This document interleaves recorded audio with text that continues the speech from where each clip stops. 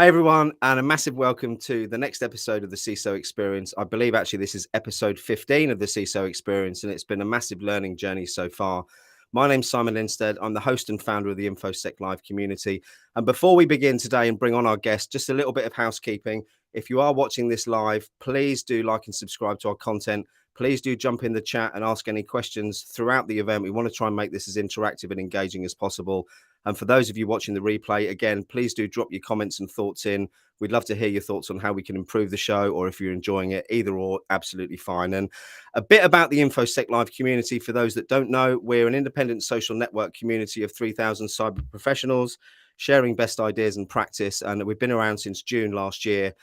I think the world's first dedicated security social network. And this show has been created to help further the sharing of best ideas and practice with our industry's leaders, and to provide extra learning opportunities for the whole community. And the reason we're able to do this, and the reason we can continue to do this effectively for free within the community, is the fact that we've got a sponsor. And our sponsor for this event is Bramfit Technology Labs. So a little bit about them before we begin. They're an international cybersecurity consultancy leading the way in innovation and cyber resilience. And their entire team is owner managed and works on a linear structure, drawing expertise from the military, government, finance, and technology industry. And together they provide support and collaboration to those who protect company assets and sensitive data. They lead in technical cyber consulting, focused on embedding a culture of security, with its clients. And through research, education, and execution, Bramfit help to protect your systems and your reputation. And one of my favorite quotes from the CEO, Lewis Bramfit, is this: if you're a CISO suffering from Big Four fatigue, reach out to Bramfit today to see how they can help. I'll drop the link into them later on in the show. But for now, without further ado, I've got a really exciting guest for us today. We've got Garret Smiley. Garrett is a senior executive with operational technology, educational and management experience in federal, military and private industry, with special expertise in operations, project and program governance, for example, association management, biz ops, consulting, financial management, governance, risk management and compliance, or GRC, people management, project program management, and security and technology leadership also. So without further ado, I don't want to spoil the intro. I think Garrett telling us about himself will make more sense. Quick stinger and we'll bring him straight on.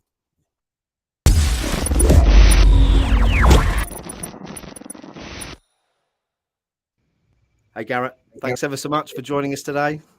Yeah, thanks for having me. I appreciate it. I think before we go on, I'm ever so hot. If you don't mind, I'm going to slip my suit jacket off. I understand you guys have been having a lot of that over there. Well, we're not used to it, Garrett, really. I mean, I'm not one of the British people who's complaining, though, because I do like the heat. However, my garden that used to be half an acre of beautiful green grass is now like brown scrubland. So I'm welcoming the thunderstorm that's meant to come later. So Garrett, before we begin, could you give everyone a bit of background about yourself, please? Sure. As you mentioned, I'm a CISO and a security professional, so I would imagine most of the people watching this are of the same ilk. As far as my background, I've been doing technology related stuff for, I don't know, 26 years. 22 of that has probably been a little bit more focused in what I guess would be called, IT writ large, and really focused on information security probably for the last 15 to 18 years of that, with various levels of alleged importance as as my career moved along. I think the one thing that's unique about me, maybe not unique, but maybe a little different flavor, CISO, is I have very much an educational background. I'm also an adjunct dissertation chair, so people get their PhDs in various business areas, finance, as well as technology. So education is kind of a passion, but being a CISO definitely helps pay the bills. So that's kind of how that works. It's really refreshing to hear that on the education piece, and I'll tell you the main reason why is I think out of the last 14 shows, the biggest challenge that's come up with all of the CISOs is that lack of education and awareness. Our industry is full of amazing marketing campaigns and amazing silver bullet solutions that seem to get sold, but it seems the fundamentals, the basics, the people, the processes are the things that are missing out at the moment. Yeah, education's important. I've had people ask me before, well, how does that experience help you be, help you be better at your day job? of being a CISO. And I say, well, I think it has helped me be better at any job I've had, because as an educator, you have to understand your audience in order to be able to speak with them and teach to them.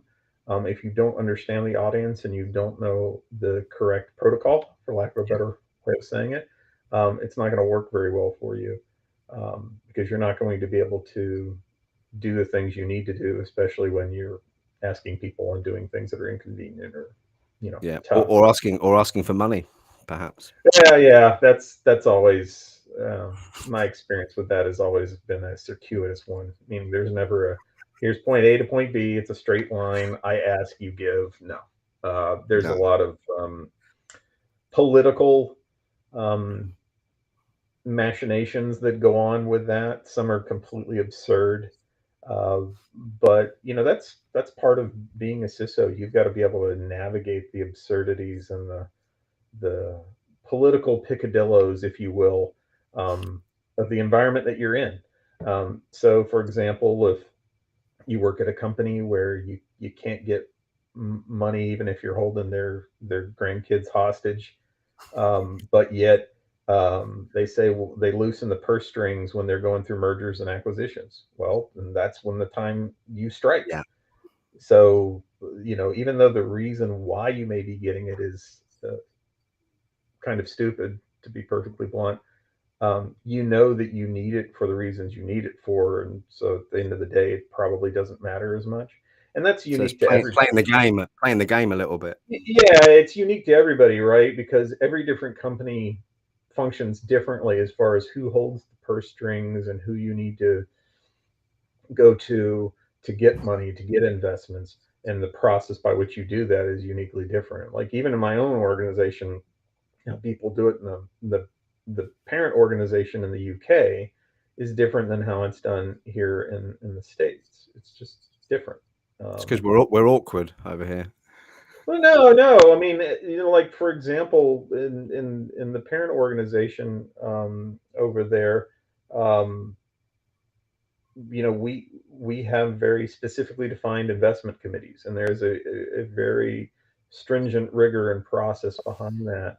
Whereas we have other drivers where we go through different stringent processes, but they're not necessarily investment committees. So it's just different. But Is that driven by the political landscape, or is it just due to the oh yeah, location? Yeah. politics is always driving where you spend money, Yeah. without a doubt. And sometimes those conversations just border on the absurd, because you're like, okay, well, if we're just going through an exercise, why are we even having the conversation? So Yeah. yeah, you have those frustrations, but the long and short of it is, um, and I think this is a generally adopted position for most infosec folks, especially at the leadership levels. The you go to the top of the company, right? CEO, whatever you want to call him, and you say, or her, and you say, hey, what's your mission? What's your focus? They're going to tell you, well, if we're a for-profit company, it's going to be to make money Yeah. and to continue to be in business, and there's nothing wrong with that. Um, and then for example, then you go to the CIO and you go, well, what's your mission? What's your focus? Well, the CIO's mission and focus is going to be to keep the technical trains running on time. It's about availability. It's about delivering, technical support service. That's their function and their mission. And then you come to Would you say it's enabling the CEO to achieve what they want? There's absolutely. a lot of debate around Ab- whether cyber's an enabler or not at the moment. So I thought I'd Well, mention. and as I would imagine most of the security people watching here, there is a massive distinction between IT and information security. A massive distinction. Unfortunately, it's one that's not well understood. There's still a lot of deep immaturity in regards to not even understanding the basic mission and vision there. And that's one of the reasons why I wanted to discuss it here. So, CEO, make money and make sure the company continues to prosper. CIO's focus is to make sure the technical trains keep running on time and that they're in support of the CEO and the mission of the overall organization.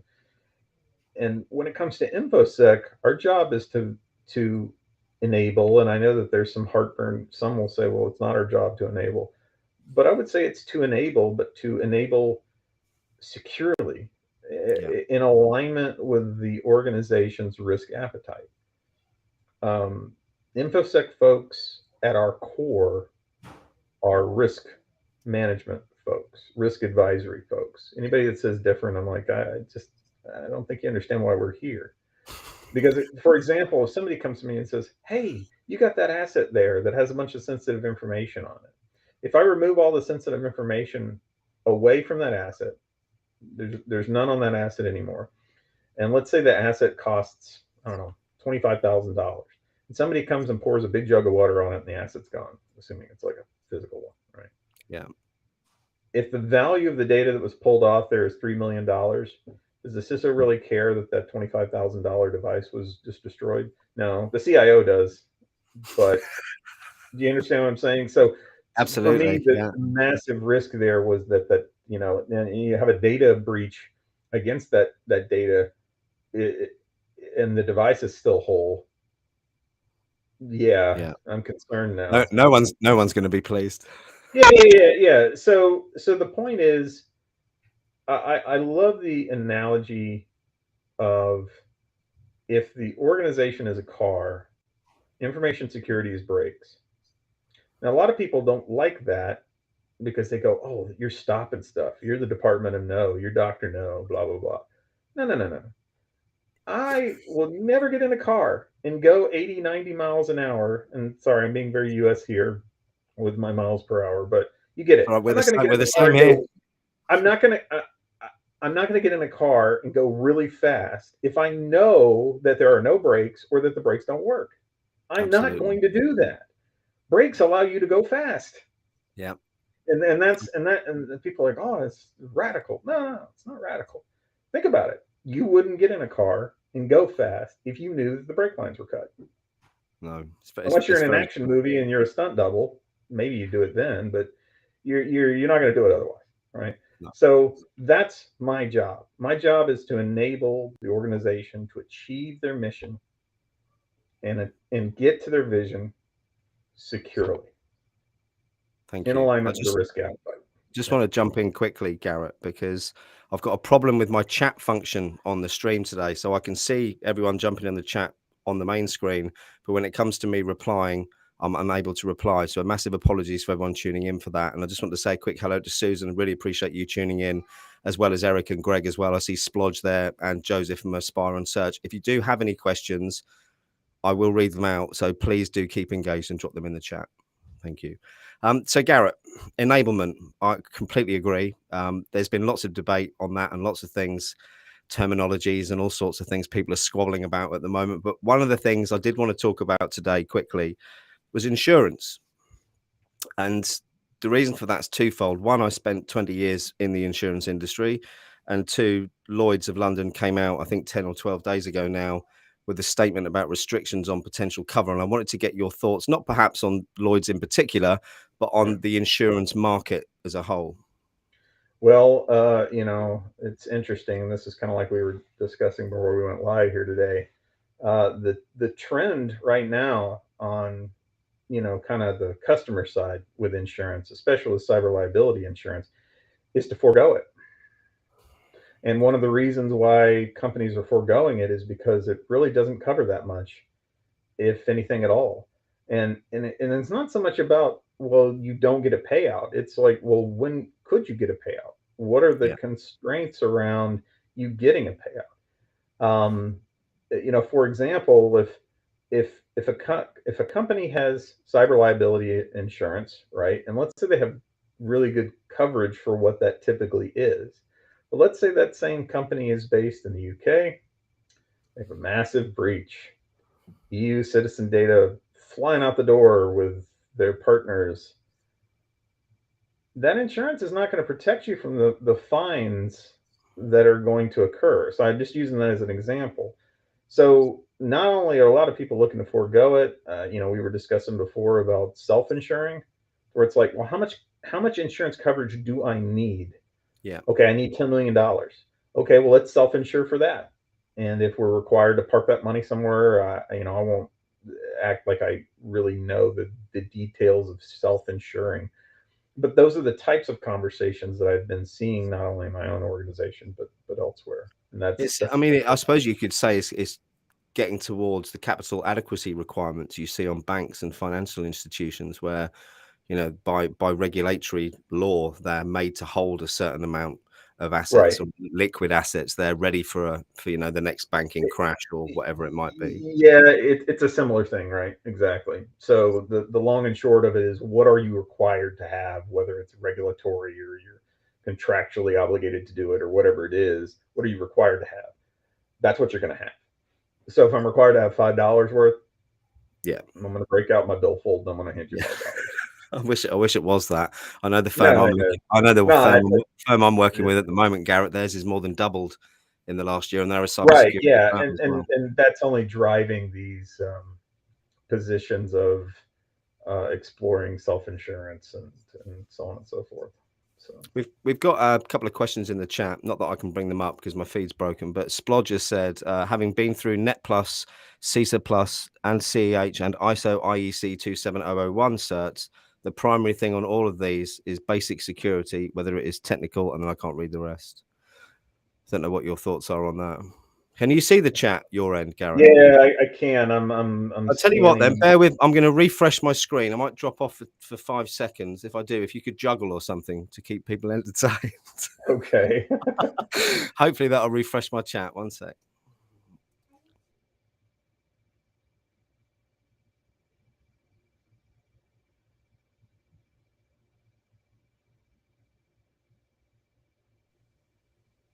Right. I've switched places with you, whether that'll Yeah. make any difference. Right, I can see the chat again now. So the chat's disappeared from the screen, but it will come back as people come in. So thanks for that. Okay. Yeah. Well, to your last comment, um, the question was, having been through Net Plus, CYSA Plus, CEH, and ISO 27001 certs, the primary thing on all these is basic security. Yeah. Yeah. The I'll just kind of riff on that a little bit. I will Please. say that I am constantly um, pointing out to people where things are requirements. And I like doing that because when they're requirements, they're not my requirements. Nobody cares about that, if we're frank. I point out that they're their customers' requirements. I mean, at least for us, I work at a federal contractor, so kind of the unit of measure that we care the most about is what's in the contract. Yeah. And sometimes that's then further influenced by regulatory specifics or laws or whatever, right? But for us, that's kind of the thing that focuses the mind. Um, so I don't want to say that's easy, but it's extremely clarifying. One of the challenges I have is when I am making recommendations and somebody will say, well, are we required to do that for compliance reasons? I'll be like, well, no, you're required to do that for common sense reasons. Yeah. That And seems a bit that, lacking in some places though, Garrett. well, I mean, and it probably just sounds like I'm being a smart aleck, but what I mean by that is if if if compliance requirements are not covering enough, they're not detailed enough, you're not necessarily going to see everything covered. So that's not really the most mature response, probably the kindest way I can put it. But I still deal with that where I'll say, look, you got letter of the law and you got spirit of the law, folks. We're not going to spend a lot of energy discussing the letter of the law, because if you're not doing it and somebody external who can make your life really, really bad and take away all your money finds that out, you've been told. That's Yeah. the end of it. You can only bully and beat up me just because I work here, but I can promise you they won't work here, and those same tricks won't work. It is more challenging when it comes to, hey, don't do it that way. Just don't do it. Badness lies that way. Don't do it. You're gonna get your brains breached out. Don't do it. You are. I Those are think those are Susan's tougher. point as well. Susan's point as well, Garrett, here. I completely agree with you, Susan. This is what I see. Policy and compliance in relation to ISO, the security must match the process, but this isn't happening. They get this certificate, Mhm. they tick the boxes, but then Right. thereafter it doesn't work. Yeah, Yeah. yeah. I'll tell you something funny that I'm sure most of the people on chat can relate to. you get a different answer from different executives in the organization when you ask them about assessment and audit readiness. I won't name any names, but you could go to certain people and you could say, "Well, we have documentation. We're awesome. I know. I looked in the mirror this morning. I saw an awesome guy there. Okay, okay, I got it. Ask me what I think readiness is." And we talk about organizational certifications like related to ISO 27001, for example. There are many others. I'll say we're ready when whoever the custodian of said requirement or control is can be randomly stopped by an assessor and auditor in the hallway, and they don't say, "We don't do that. I don't know what that is." Yeah. When we're at the point where they go, "Oh, yeah, yeah, here's how we do that." "Oh, can you show me some evidence that backs that up aside from, shelfware that you never use in regards to your SOP or your process document?" "Oh, yeah, sure. I can provide you an artifact, or we can go and get you an artifact that shows that this process is truly operationalized. It's baked into how we do things daily." There you go. That's security. Period. End of story. If It's it's back to just the lip culture. service, you're like, "Well, we're aspiring to be awesome." Yeah, well, who isn't? What are you actually doing today? In most organizational certs, if they're worth a darn, um, they have a heavy maturity component tied to them, or a heavy Yeah. process component where you're really kind of showing or proving out that process. So yeah, that totally resonates with me. Process is security all day long. Because if you No, don't know what your process is or you don't follow it, I mean, what are you? What's going on? I don't know. So I don't ask me. I'm clueless. I'm just yeah, here for the show, Garrett. exactly. And the key thing there, especially with these organizational certs, I know people love to get hung up on, "Oh, it's all technical controls." No, it isn't. It's all process related controls. How are you doing this thing? What are you doing to do this thing? Some are technical, sure. Some aren't. I mean, there's entire families of controls dedicated to physical security, Yep. personnel security. I could go on, but you get the idea. So that's where we tend to have the challenges when I'll try and go and get ready for an audit. It'll be the people who aren't normally going through audits. Probably the Yeah. best way I'm to not a put it. fan of audits. I'm not a fan of audits. Let's move on from the audit discussion. It Okay. brings back nightmares from the Sorry, regulatory authorities in the yeah, UK. not trying to enact PTSD there. Sorry. Go No, ahead. it's all right. It's fine. I'm over it now. Eric Abina. I had a chat with Eric this morning, actually. He isn't an expert in the field, but he is trying to break in. He's been doing lots of work on it. I think AppSec and DevSecOps is kind of where he's been focused. But Mhm. you mentioned it a moment ago, and the reason I brought this up is you see a lot of people hung up on certifications on LinkedIn with regards to their cyber journey. There's definitely a Sure. place for it. Whether it's the be all and end all is an argument that I'll happily have with anyone because I don't think it is. But in your experience, which cybersecurity skill, which I like the best about the question, do you think someone new to the field should focus on? That's a broad one, which is why I gave you a bit of context with regards to what he's doing. Yeah. So I'm going to answer it two ways. One, um, there's no one particular skill. So if we're referring to like a focused area, right? Um, DevSecOps is a good one. But if I right now was to tell you what's the one area where there's the most lacking people to apply to jobs that are out there, and that it's really, really hard to grow the pod people to take the jobs, it's really anything related to cloud security. Yeah. It really is. Because here's the truth of the matter: uh, even those that are saying that they do DevSecOps, they probably don't really do it. They probably just It's do a my less. favorite subject. They probably do a less busted version of Agile, if we're honest. Do you know? Uh, So my experience of the industry is very short, despite being of advanced years. And I went to my first conference in San Francisco to RSA earlier on this year. So let's talk about buzzwords because that's all I heard when I was there. And I think one of the biggest ones is it's the wrong way. Shift left, isn't it? And it did make me chuckle a bit. I'm not a techie, but from what I'm seeing with a lot of the tools out there that are kind of the SAST and DAS scanning type tools that the companies are saying to shift left with, are they actually shifting left, Garrett? I don't know. It goes back to process. Yeah. You know, Yeah, you have to understand that shift left has been with us for forever. Let me give it to you another way. Bake it in versus ice it on. Sorry, my Apple Watch is joining in. No, that's fine. Hello, Siri. Oh, uh, yeah, it's bake it in versus ice it on. yeah, In other words, I spend a lot of my days preaching the gospel of proper systems engineering. And people are like, why do you spend so much time doing that? I go, well, what's the first step? Requirements definition. What the hell are we trying to do here, guys? Baseline the requirements. Get the requirements from all the stakeholders. So it isn't just InfoSec weighing in and trying to make your life difficult. It's everybody. It's yeah, ops. It's the customer. It's all of this. And then you bring that together and you start developing, reference architectures and overall solutions based on requirements set. And then you take a look at that, and then it's where you can apply your security architectural goodness. Okay, I see what you're laying out here, but here's a better way of doing it. No, don't do it this way. You're leaving ours, you're putting passwords in the clear or whatever you're doing. And I talk about that all the time. I go, when good systems engineers show up, I have the bestest friends in the world.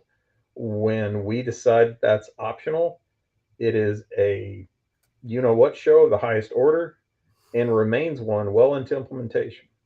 yeah. So yeah. So it's all Go, about that process. It's all about that process and the way you set it up because there's a reason why we all know that Patch Tuesday is a thing, right? It shouldn't be that way. but it is. Yeah. Yeah. I think going back to the question for people breaking in, I had an interesting conversation with a CISO yesterday, Adam Bricker, and he's helped a few different young people and people pivoting going through, and he comes at it from a different way that I've ever thought of before, and he says that there's three categories of people, and it's different for those three types. And I don't know whether we can be that specific, but I'd like to know your thoughts. So, one is career pivoters, I suppose, like myself, whether it's someone pivoting from financial services, whether it's someone transitioning from the military, they bring with them, I suppose, a prerequisite of learned skills that can be applied in certain ways. You've then got the noobs, the new people who've just finished university or just starting studying. You've obviously coming on a different journey. And then the last group that he mentioned were people who already work in IT. And I thought that was quite a good way of looking at ways to come in, because all you seem to see online, my perspective a couple of years ago was I was either going to be a SOC analyst or a pen tester because they were the only two jobs that I knew Mhm. about. And I think Sure.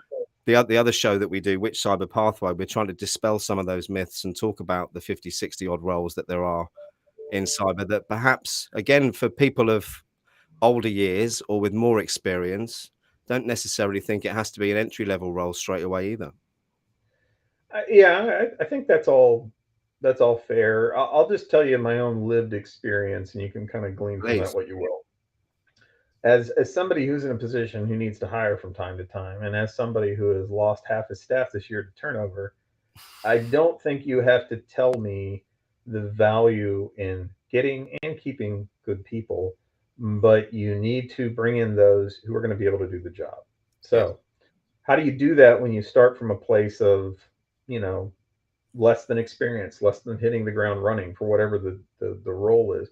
The only way you're going to do that is if you show with intention that you want to do that. Yeah. What do I mean by that?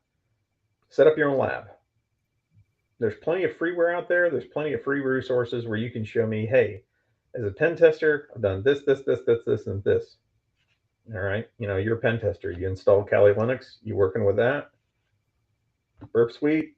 What you doing here? What have you shown me where you can do it for free and do Yeah. it out of your spare time? Internships, joining organizations that do capture the flag. I mean, I'm just giving some examples here, but it also depends on the discipline too, right? Like if you're looking to get into the assurance side of things and do GRC type work, is a background in IT or InfoSec extremely helpful? Without a shadow of a doubt. Yeah. But is it necessary? Well, you got to get to the point where you really know the control sets and the frameworks, like you Yeah. know them and you know how they're operationalized. And having that practical experience really helps with that. It really does. So it just depends. I mean, we have people out there that, I've had people ask me before, hey, should I go down the path of doing digital forensics? And would it make sense for me to pursue in-case certifications? I'm like, yeah, it's pretty niche, but when people need that, they need that. But speaking from the position of somebody who has people that hire, because by the way, I don't try and make unilateral decisions. What we do internally is we actually have people sit for panel interviews, and I'll be the first one to say I think panel interviews are straight from the third rung of hell. But They're having not said everyone's that, cup of tea. No, I agree. well, no, and I understand why. I've been through a couple in past lives, and they only produce really awesome war stories about why not to do panel interviews. But Yeah, um, I digress. The point is simply this: we have the senior folks on my team do these interviews to where they can all speak to the person in the same hour or whatever it is, and then they grade them against kind of a Likert scale type thing, 1 to 5, and it's soft skills and hard skills. It's yeah, problem solving skills, it's communication, it's technical understanding. So it's not just the technical piece. It's how are they going to get along with the team? How are they going to support the team? Because they're viewing it very cynically. If this person is hired, is my life going to get easier or harder? Am I going to be more likely to be burned out or less likely to be burned out? Very, very simple math there. And the smart ones come in and they show them, hey, you're going to be enjoying me being here. I promise you. yeah, So it goes back to that intention. Show me with intention you want to enter the industry. And that's going to require sacrifice and things on your part. And it's not necessarily monetarily. It really isn't. I can tell you the people that I've brought on for internships, the people that I've given a chance, have all shown hustle. They all showed intention. And they can show yeah, it in a variety of ways. It can just be, hey, I went and got my security plus and nobody told me to do that. Great. That's a great indicator. I take that data point and I move on. Hey, I interned over here, or hey, I'm doing these online courses that are free. All of it's helpful because it shows intent. yeah. I think it's So the other thing that came up yesterday in the conversation actually is I think the things he said, what the true traits that he looks for are hard work, perseverance, and dedication. Because I've said this before, there's lots of money to be made in this industry. Don't get me wrong, but there is definitely easier ways to make money if you haven't got a passion for it. Because the learning curve never stops, does it? no, it doesn't. No, if you're a lazy student, security is not for you. No. You're not, because you're helping those who manage technical estates in the cloud, on prem, hybrid, whatever it may be. You're helping them secure that. How are you going to secure that if you don't know what that is? Exactly. I mean, Very, very Susan, challenging. it Yeah, is. yeah. And you talk about DevSecOps, right? For example, I'm like, I don't know how you secure things that are being written with Java and C sharp if you don't really understand Java and C sharp. The tools is one level, SAST and DAST and SCA and IS and all that. Yeah, okay, I get that. But that's kind of surfacey and managerially. Yeah. And it's good, it's needed, but there are levels to it, right? And the deeper you go, the more you start realizing that you really have to get application development people becoming security people and bridging that divide before you're Yeah. really going to shift left to borrow It's that embedding the culture within the organization and within the team. And another absolutely. another another buzzword I hear a lot is I can't remember what it is now. What do they give the job title to people who they want to become? There we go. Security champion. Dragged it up from the back of my mind there. I think that works in some cases, but I've also seen security champions being given the title with no extra money and no kind of reason to do the job. So I think I've seen it work. I've seen it happen. What do you think about that? Yeah, I mean, my thing is you can give somebody a title, and I've given myself several ridiculous titles on LinkedIn, and I don't think it had much of anything to do with I what I think was the given. Grand Poobah one's the best. I love Yeah, that. Yeah. yeah. So that's challenging, right? Because at the end of the day, and I think we all know this, whoever you're reporting into is going to have a large influence on your agenda and the prioritization of your work, right? And it sounds a little silly for me to even mention it that way, but it's true. And so if your boss is telling you do X, Y, and Z, and I need you to do it in 5 minutes, as opposed to the hour it would take to do it properly and securely and with an appropriate risk approach, you're gonna have some Absolutely. problems there. You're gonna Yeah. have some problems. So to me, it comes back to who has the locus of control on their schedule and their agenda and what they're doing. Who's setting their priorities? Because if security is not setting their priority, security is not going to be their priority. No. And then it's a question of, well, will it be any priority? Will it even be in the mix? I don't know. I don't know. It's a good point. Susan's mentioned that there's a lack of shortage in skills. There's also a lack of student intake within the industry, and the gap is increasing exponentially. There's more and more employees leaving the industry due to the stress related with the job, and their tasks change on, I think it says, daily basis. I mean, that burnout we see mentioned a lot on LinkedIn. I think, again, it's back to the culture word, though, isn't it? You know, I've Yeah. seen people join toxic organizations where they burn out in 6 months, and I've seen the opposite too. Well, I think if I'm honest, I've yet to experience an organization that was completely free of toxicity. Yeah. Now, the one thing I'd like to tell people, and this goes back to the way we interview folks, is at least within the InfoSec team, we really have strong locus of control over our culture. That is influenced by who we hire. It's not just getting along to go along, but it's we support one another and we all have a common understanding of what we're trying to do. We're trying to make this place safer and less riskier as it relates to how people do things. And if we are all in agreement about that and we all get along and we're all helping one another, our culture is going to be pretty healthy, right? Is that going to be necessarily reflective of the organization overall or other groups? No, it's not. That's just the reality. So when people say in a monolith that company's, culture is awesome, I'm like, well, it's not one culture. Maybe in one bit it might be. Yeah. Yeah, and it might be good across the board, and it might be lousy, and they're lying to themselves so they can get another award this year. I don't know. You're as cynical as me, Garrett. I love it. Yeah, well, We some of it we just won't comes talk about pay to play awards chicken, because chicken, we don't. egg, chicken. I don't know if the cynicism came before the CISO or it was just enhanced by it, but yeah. So I think I'm just a grumpy old man, is what I am. So I can't even blame it on being a CISO because I'm not one. I'm just a miserable I'm 50-year-old. I'm clearly working on that when I grow up. But Susan's mentioned as well. Thanks for jumping in again, Susan. What's your opinion on Go? This language is being used with the criminals in society. I have no idea what that is, so I'm hoping Garrett does. Yeah, I have to confess ignorance on that. We'll move on to Go Greg. is generally what I'm told by senior execs when I tell them they're messing up and they need to stop. But just go out of my office. But yeah, I don't know. Sorry. So I'm sure you quite enjoy that, really. Susan, maybe you could explain or drop a link in what that is. I'm interested. Yeah, I was explaining to somebody this morning. Why is it that the CISO role seems to be one in which if you're really doing your job well and consistently, you're being yelled at all the time? But anyway, Like it's a reward. Yeah. it's something anyway. Well, they say, I mean, I've got 6 children, so I know how kind of the behavioural thing works. And sometimes children just want attention, whether that's being told off or not. Perhaps that's it.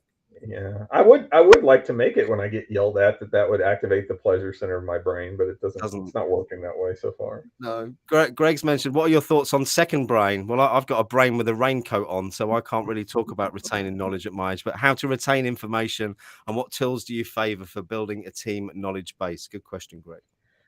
Yeah, that is a good question. It's kind of a holy grail thing, right? I mean, at least in my experience, um, that retaining and transferring of knowledge has been kind of elusive in my career in all the departments where I've worked. We're always trying to document our process holistically, which in and of itself is a massive challenge. But even once you get to that point, maintaining that shelfware is largely thankless, I think, if we're honest.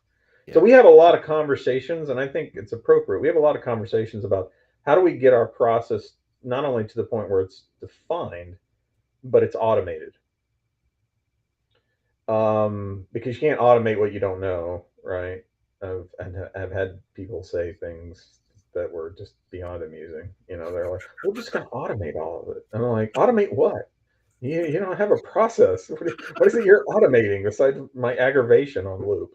Um, anyway, but yeah, I mean, it's a challenge, right? Because I mean, you want to get things to the point where you're automating as many processes as possible, but you still have to have a documentation trail, and you still have to have the ability to convey that when employee one leaves and employee two comes in, how do you transfer that, right? Because then if you just automate a bunch of stuff and it starts breaking and nobody knows how it's automated or where or why or how, you're actually worse off than if you hadn't automated it. So there's challenges there clearly. I see Susan's interested in the brain knowledge. Yeah, I am. But I'll go back to my previous comment. I feel like my brain's gone from being a sponge to one with a raincoat over it now. No matter how much I try and ingest, it sort of just runs off. But hopefully, not everyone has that problem. The more disciplines that InfoSec is trying to manage and take care of, the more of a challenge that can be. I mean, we talk about the labor shortage. We also, all of us struggle to some degree, some of us violently so, with just having a complete lack of appropriate staff augment Yeah, due to, bean counters, dictums generally, and other constraints that are legitimate, some not so much. Um, but I don't think I've ever encountered a CISO where they're like, I have exactly the amount of people I need for no. the I unmanaged think that, I work I mean need the to industry at the moment as well is it's crazy with regards to salaries. And I don't want to upset anyone who's watching this, but it seems that I don't know if they're sustainable at the level they're at. We've seen massive amounts of, venture capitalist investment, private equity investment into the industry. And when you look at some of the firms who are hiring and paying out these top wages, and you look at the balance sheet and you look at the books, one does wonder whether it can be sustained, or do you think the demand will outweigh that, Garrett? What do you think? Well, as with all things financial, right, it tends to be very, very complex. I mean, my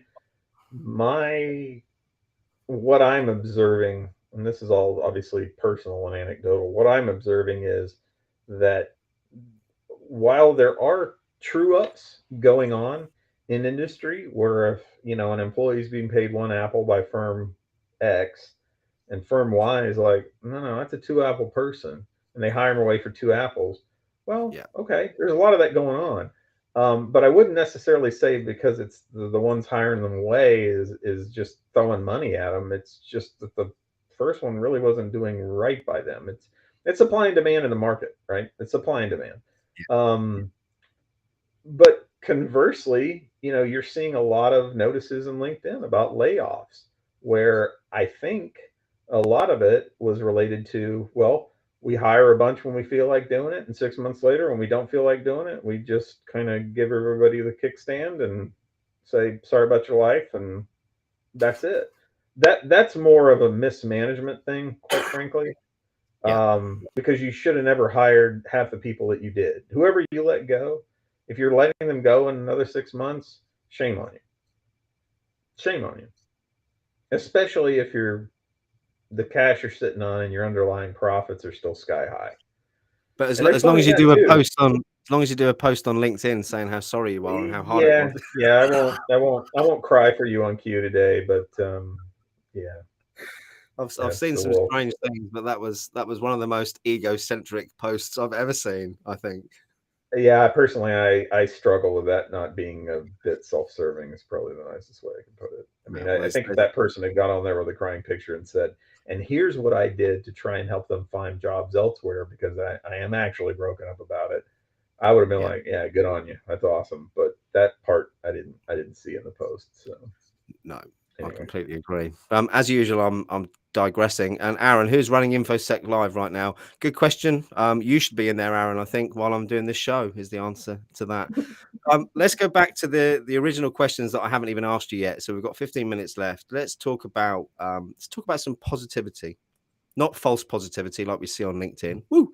But the positivity around the successes you've seen throughout your career. What's your biggest one, Garrett?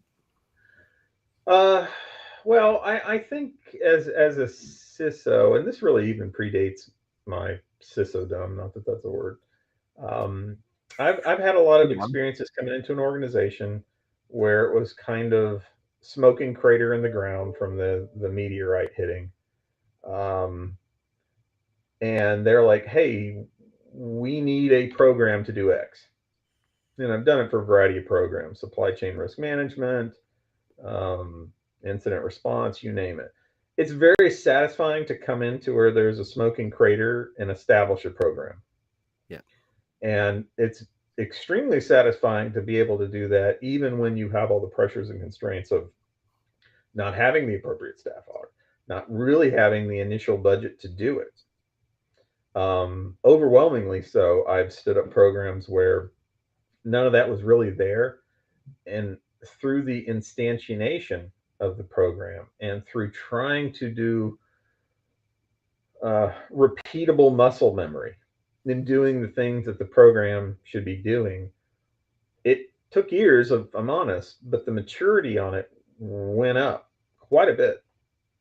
Are these programs, even where I currently work, perfect? No, not at all. But are they largely repeatable? Do they have defined workflows? Do people know what their roles and responsibilities are? Yeah, for the most part, which is great when you go from nothing. And I've been in a position to do that where I'm at. I started with incident response. I got Yeah. that firmed up, which makes sense because you got to be able to react, right? And then after that, I said, well, looks like vulnerability management's next up on the docket. And then we put shape to that. And I'm still kind of floored by where we're at now with that, which is by no means perfection, versus where we were at when we began. It was a Saturday morning kids cartoon when we began. It was just not good at Custard all. Like pies flowing everywhere. so bad that if I told anybody about it, they'd be like, "No, come on, Garrett, you just being a jerk or whatever." I'm like, "No, it really was this That way." bad. Yeah. Um, so yeah, I mean, I'm proud of that, and that's not necessarily a look at me putting my thumbs underneath my suspenders thing. It's look at what we were able to do. Look at what you guys were able to put into place by following me on this and others. So I think I think it's that's what I'm most proud of, really.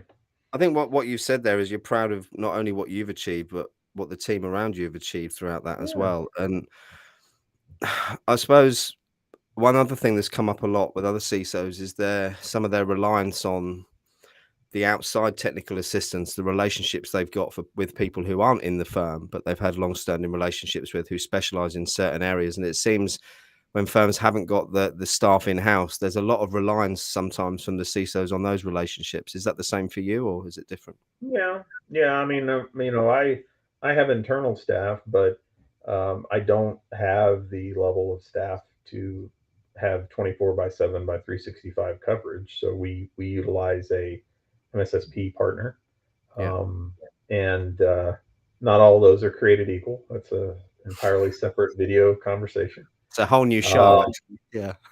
yeah, but I will say this: whoever you have helping you with anything, quite frankly, any third party vendor, if they function as if they're a partner with you, and that's really the key word, they're going to be fantastic. That's going to be something that's really great there. If they don't function like a partner and they don't even want to send their account executives unless it's a certain amount of money to talk Yeah. to you, that's not going to bode well. And I can tell you, when I came into my current role, we had one of those that we replaced. I don't know if you heard the quote from the CEO of Ramfit who sponsored this show. If you're suffering from Big Four fatigue, get in touch now. Yeah, yeah, But no, I was amused by I that. think it was Basically, what he kind was of saying is, related. It's yeah, related to he that, said, if you Garrett. want somebody that's actually hungry for the work and will do it, come talk to us. Yeah, no, I Yeah. translated that one just fine. I Yeah, mean, this isn't a pitch for them, although it should be really because I'm working for them. But they do things differently, and whilst they're penetration testers, all of their engagements are long term. So we look after national infrastructure, energy in the UK, and we have, I think it's nearly 50 technical consultants embedded within firms, in the developer teams, in the compliance teams. And that's where they've won. And I think where they also win, I probably shouldn't be saying this online. If you're watching, Lewis, and this is wrong, I apologize. But where they also win is where they've got that existing relationship with the CISO, I suppose 3-year cycle of the CISO, as it could be called, they tend to go with them. And not only do they then retain the business they've got with the firm where the CISO was, but they're then moving across and picking up business from the Yeah, new firm as well. yeah. I always love telling the account managers that work with me, and it took some of them like 2 years to realize the first dollar revenue from me. And I said, hey, baby, this is a long tail Yeah, experiment it that is. you're messing with Sure is. here. I said, and I just want you to understand that. Yeah, But yeah, it's very valuable. But I will say, because I see some of the comments that were being made there, um, I don't give any infrastructure control over any third parties. I don't know that I'd ever do that. no. Now I understand that there's a lot of people who need to do that and have to do that, especially with MSPs, where it's like we're managing all your technical estate, your servers, your containers, your everything. That's a different story. I'm CISO and I'm an InfoSec guy, so I have the luxury of saying, nah, we're not going to do that. Others are not quite as lucky. A No. lot of it has to do with is What you it inherit, maybe.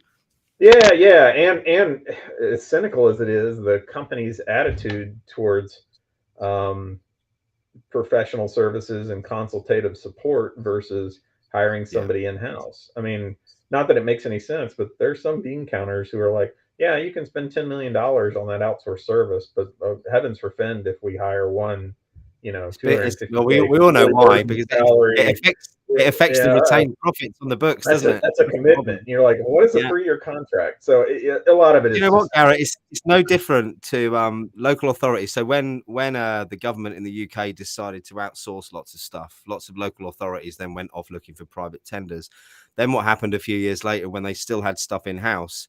The way they improved their financial statements every year was by outsourcing. So they're removing the pension, they're removing the fixed cost of the salary, and they're putting that whole consultancy piece in a different bucket.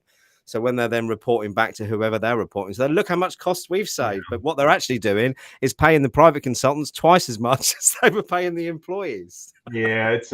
there's a lot of shell game there. So to There be is. sure. Yeah. Not that I'm cynical. I've come across as quite cynical today. It's been a long week with the children, perhaps. But Well, I see yes. Aaron's made a point. He's got a question for you there. I'll just bring that up, Garrett. In your cybersecurity career, you said you did security testing. Until 10 years ago, it was DDoS mostly or Trojans.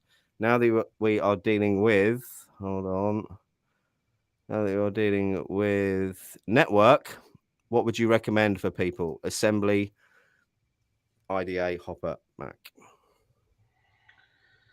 Well, let me try and respond to that based on the types of attacks that we're seeing more commonly. Okay, and I don't know that this is going to be revelatory to anybody, but I'm going to say this with my own anecdotal experience here, where I work with my team, the technical estate that I help to protect, and what we're seeing.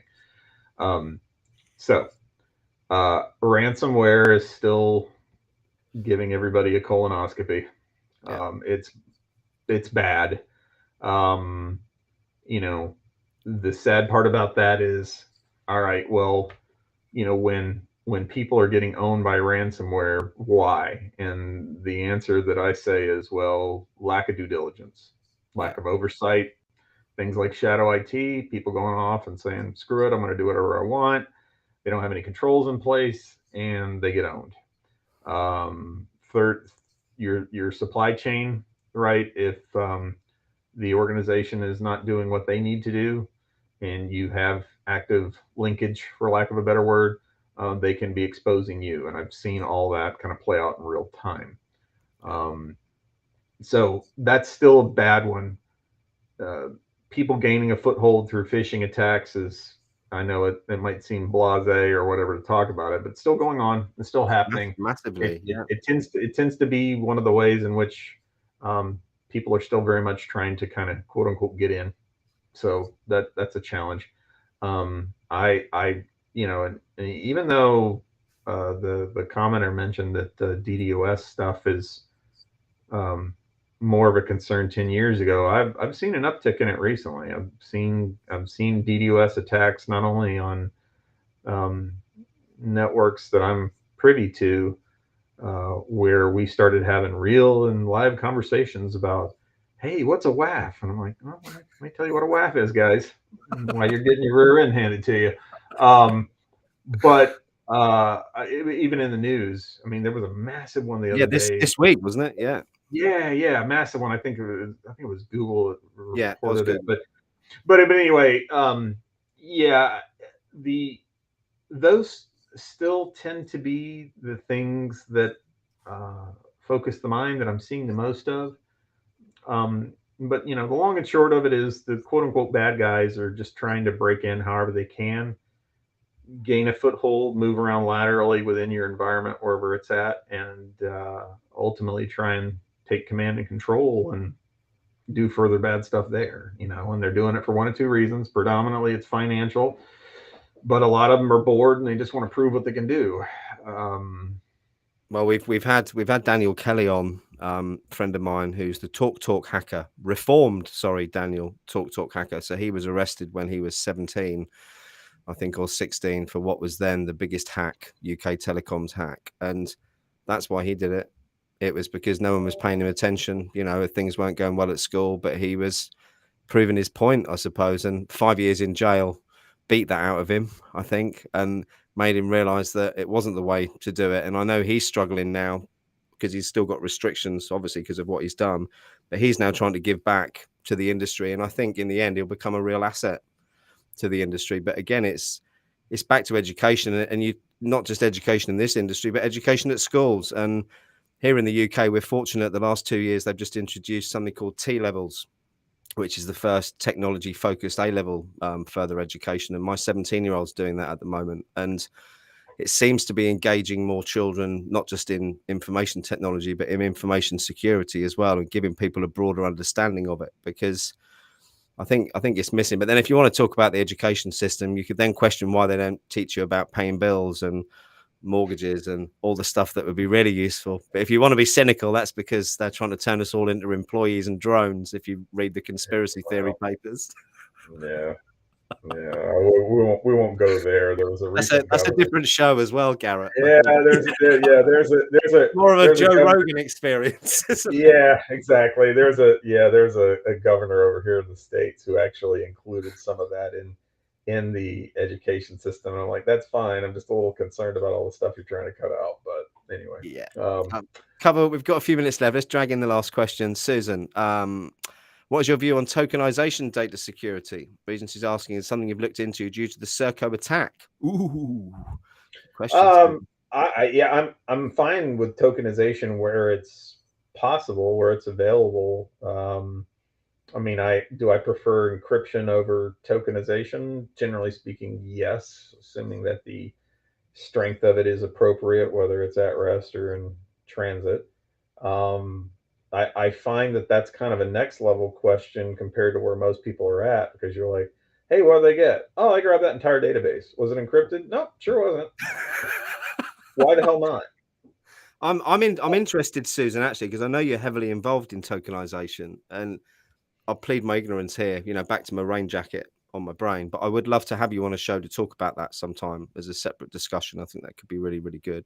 You got another one here as well, Susan. I'll bring that up too for Garrett. What's your views on backdoors? Well, this is a whole different question. I thought it was. As reported in January this year, alarm bells started ringing while the hackers may have been using the academy as a backdoor. Well, what isn't a backdoor? Go ask SolarWinds about that, right?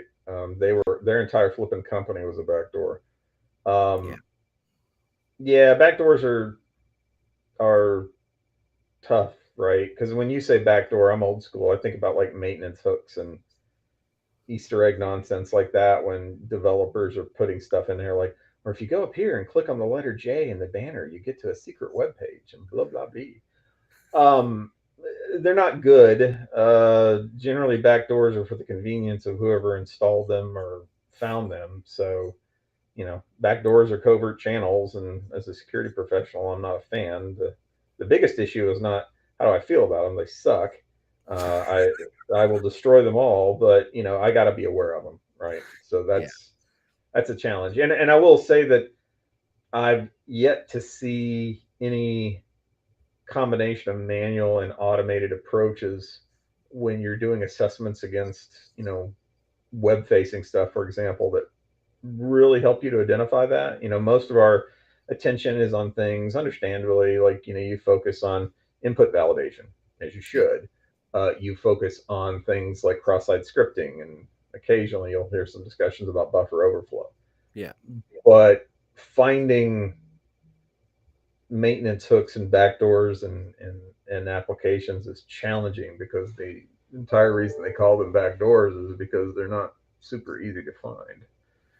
So anyway, Thank you, they Garrett. suck. They suck is my response. They That's all. suck is the answer. It's a good one and a technical response as well, I'd like to say. Hackers are bad. You've taken away so much in this chat with me today. So we're over the hour. Going to have to wrap things up, but I want to just ask you one last question, like a Columbo question, if you can remember. Okay, Columbo. yeah, Hard that'll go over the heads of most of our audience. But yeah, you just showed our age there. he was brilliant though. I did love him. Yeah. What do you think the biggest challenge is for the industry for the next 5 years? For me, I would say the biggest challenge is getting people to understand what InfoSec is about, why we're here, how we can help, and to better understand what it is we do. I like to state it very simply. We identify, advise, and consult on operational risk. Period. End of story. If an organization or an individual understands that, I get along with them perfectly. If they don't understand that, there's friction. So if I had a magic wand, I would wave it and I'd say, everybody understand that? Now, board of directors, senior executives, end user, everybody. Do you think, this is my personal opinion, not a representation of Bramfit, I suppose I should say that first. Do you think the amount of money spent by some of the silver bullet providers on marketing solutions make that more difficult for us as an industry to engage the C-suite, or do you think I'm off track? Potentially. You have to keep in mind that the world in which I focus, or the world in which I live, is one in which the general response is, that costs more than $50. Oh my God. So it's like, is the fact that you're falsely claiming that your product is AI when it's really just machine learning impacting that? Oh, we talked about that earlier in the week, and my guest Greg Vandergast on Monday actually dropped some names as well, which I wouldn't have been brave enough to do in this litigious society. Yeah, no. I mean, hardly anybody out there is AI. IBM Watson is AI. Everybody else is machine learning. And there's nothing wrong with that, but part of the problem is somebody went along and decided that AI is sexy and that's what sells. Yeah. Coca-Cola, well, VCs love it. jeans. You look at the money that's been thrown into AI products from the VCs. Also, if you can put quantum ready on the bottom, you're in. I hear you, man. NFTs, Web 3.0. Oh yeah, of course.